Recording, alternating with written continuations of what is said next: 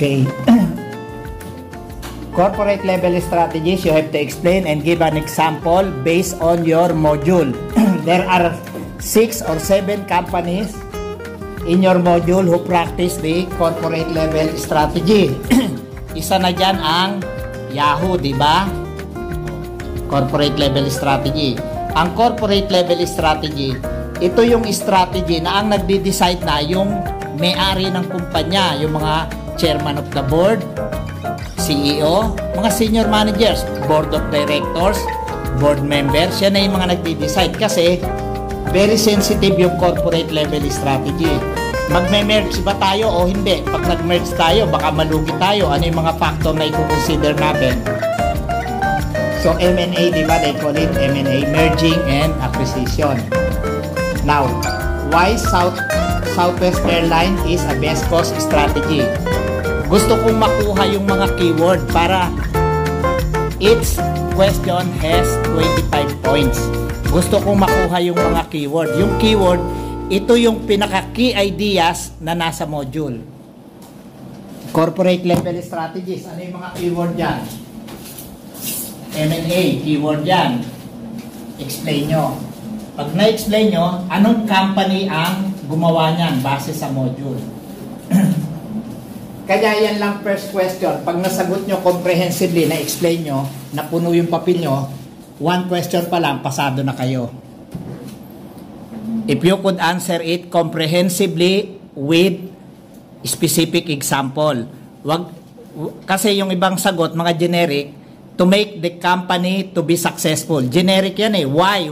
What is the specific factor to make the company more successful like Walt Disney? From $1 billion revenue, it went up to 48 billion.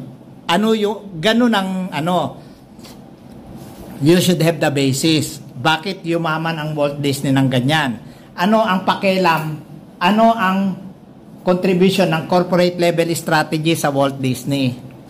The time is 5:52 and you have 30 minutes to answer. So, dapat matapos kayo ng 6:20. Nasa module nyo lahat yan, di ba?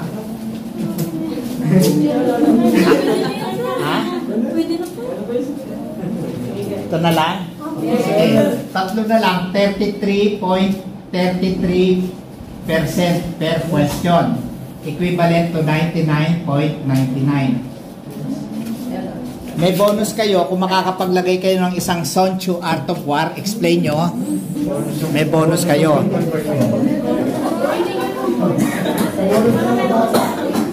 You have to memorize at least 3 Sonchu Art of War kasi pagdating sa final, baka yan na lang ibibigay ko sa inyo.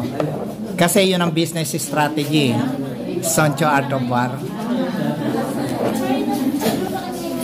So, halimbawa, hindi nyo nasagutan yung number 2, but you have this Sonchu Art of War. One principle of Sonchu Art of War, explain nyo ano yung relevance niya sa business. Level.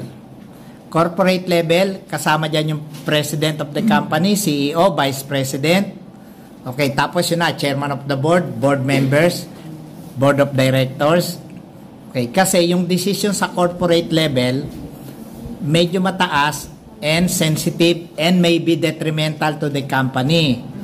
Isa na yung merging and acquisition, di ba?